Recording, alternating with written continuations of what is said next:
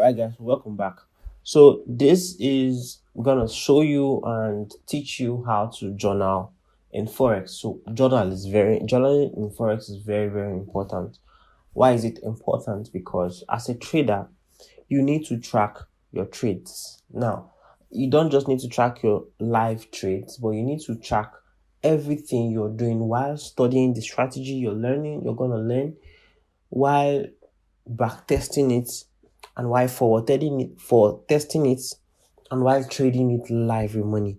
You need to have statistics. One important of having a journal and having a statistics or an information to always fall back on is that at some point in your trading you might really get stressed mentally by losses, and the performance that your strategy has put up in backtest and other past results, you revisiting it on your journal gives you that sense and hope, that reassurance that your strategy is a profitable one. That's one. Another reason why you should journal is that there are some times where you can be mentally stressed also in your trading, that you start to forget some certain elements or certain rules that you created in your trading. Somehow you deviated from what you actually put together, and you started doing some and leaving some. That journal will help you remind you of what you left. Also, the journal can help you track the performance of a strategy you might be testing or studying, and it might tell you if it can stand certain periods of time, if it cannot stand certain periods of time, what is the highest losing streak on it, what's the highest winning streak on it, what's the lowest losing streak. So all of this data is needed as a trader, because this is a business and you have to treat it like a business. When I mean treating it like a business, you must understand that you have to put in your best, put in your time, learn how to keep every information detailed and easy to get back to. And Notion.so is one of the best applications you can use to journal. Before, I used to advise people to use Telegram, but no, Telegram is not good. This is the best because it helps you to keep everything detailed. Now, if you go to Notion.so, getting started, like the first page, you're gonna be seeing something like this, and all you have to do is simple. You have to rename this. If you click on it, you find out that it's renameable. Write anything you want to write right here, and you see add icon, add cover, add comment. You can put any cover photo you want to put here. Now, if you click on an empty space, you find out that there is a plus here. If you click on the plus, you find out that they'll ask you what you want to do on this. Do you want to create a table, or you want to create a text, or you want to create a heading 2, or you want to write a bulleted list? The ball is in your court. Anything you want to do. Now, the thing is that don't look at this journal as a one paper journal. Notion will have different pages where you can put in different things. There are some pages in your Notion of your journal that you want to be in a tabular form. There are some pages that you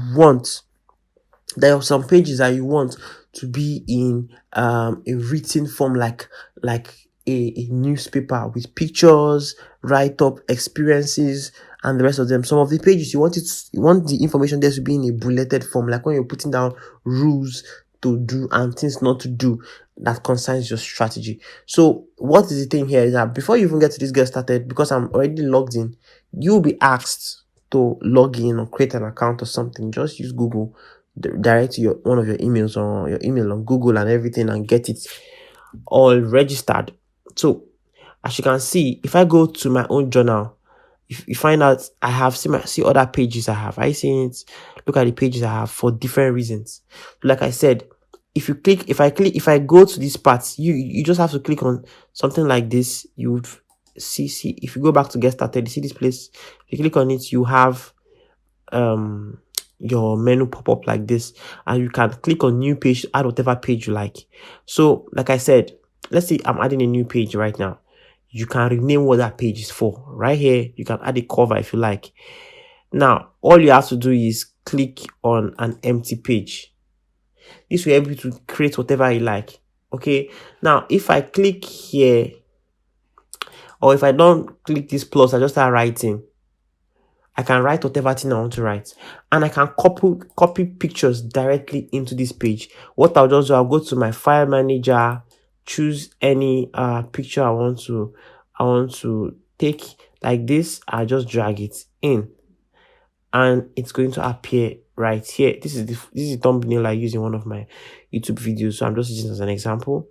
It will stay here. I can write anything about it, and this is exactly how you use this to document your chart setups during your back test, during your study. What did you find out? What thing did you find out? You save the chart, put it right here, and write whatever expression you want to put out in your best way possible, that if you can come back to read it, only you can understand.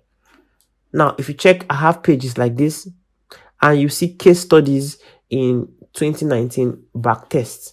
Inside the 2019 back test, there were many things I found out, many lessons I learned. You see, this is a particular setup. I said what the setup is, then I wrote lesson, what I learned from it. I put up all of these. If you scroll down, you see more pictures, certain case scenarios, what I would have done so that I don't forget next time. Stuff like that. I kept documenting. Around the tail end of it, I documented. This time I was trying to modify one of my strategies, and I needed to put all of these things in place. They were very important to me. Very, very important. You see, it's rules for trading. I need to even create a separate page for this. Rules for trading. All of these rules are the rules I have to observe for this strategy before I take any trade. You see, February 2019 back test and everything. So now, if you check 2019, okay,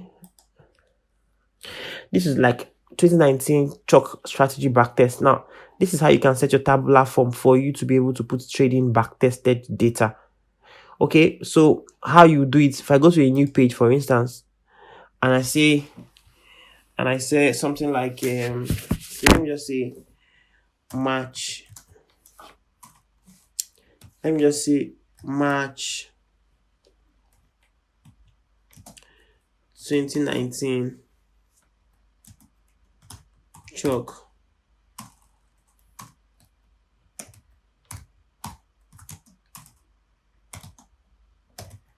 backtested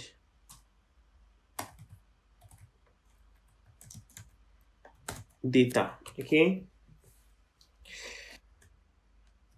so if you want a table for this, you don't click on empty page, you come to click on table, and boom, something like this pops up. And then what you're gonna do is right here, you can name this part anything you like. So let's assume, okay, I'm going to use new database. Okay, that's going to be best. New database. I'm going to have these. So you're going to rename the headings of this table. Okay, so if I click on this, it will show me what I want to call here. So I can just say number of trades. So I'll put it like this: serial number SN. Okay, I put it there. Let me do edit property. I put it there. Then here I'm gonna call it date, and I'll click on edit property. So I edit it to what I kind of like. So in this date, I'm gonna use add option. No, sorry.